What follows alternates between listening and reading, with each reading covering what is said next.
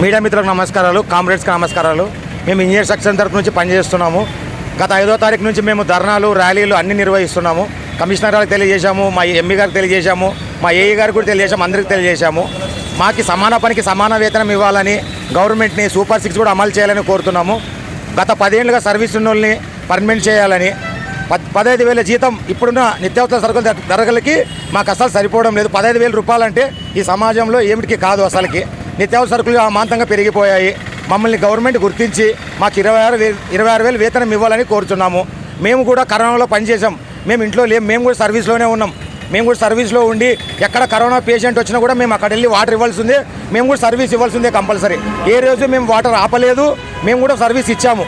మేము ఎందుకు కోరుతున్నామంటే మా సోదరులు శానిటేషన్ వాళ్ళకి అలవెన్స్ ఇచ్చిన ప్రకారం మా కార్మికులు మాకు కూడా సర్వీస్ అలవెన్స్ ఇచ్చి మాకు కూడా 26,000 జీతం ఇవ్వాలని గవర్నమెంట్ని కోరుతున్నాం. సూపర్ 6 కూడా అమలు కావాలని కోరుతున్నాము.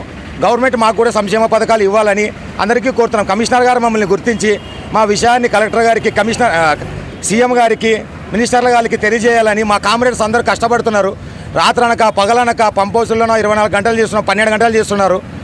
అందరూ పని చేస్తున్నారు. లీకేజ్ వర్కర్స్ అయితే అమాంతం పైప్ పోతే రాత్రి లేదు పగలు లేదు, ఆ ఏరియాకు వాటర్ ఇవ్వాలని అమాంతం కష్టపడుతున్నారు. రాత్రి లేదు పగలు లేదు, ఎప్పుడైనా వర్క్ చేస్తున్నారు.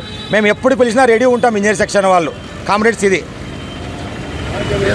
నా పేరు శ్రీనివాసులు, పంప్ హౌస్ ఆపరేటర్.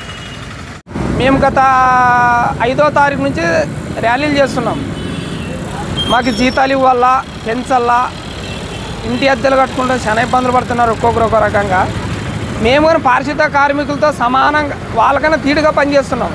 అయినా మమ్మల్ని గుర్తించట్లేదు గవర్నమెంట్. మా ప్రధాన డిమాండ్ ఒకటే, మాకు 26,000 రూపాయలు జీతం ఇవ్వాలా, 10 సంవత్సరాల సర్వీస్ ఉన్న రెగ్యులర్ చేయాలా. మా ప్రధాన డిమాండ్ అంతే. అసౌకర్యం కల్పించకుండా మేము మున్సిపల్ కార్మికులందరూ కూడా నమస్కారాలు.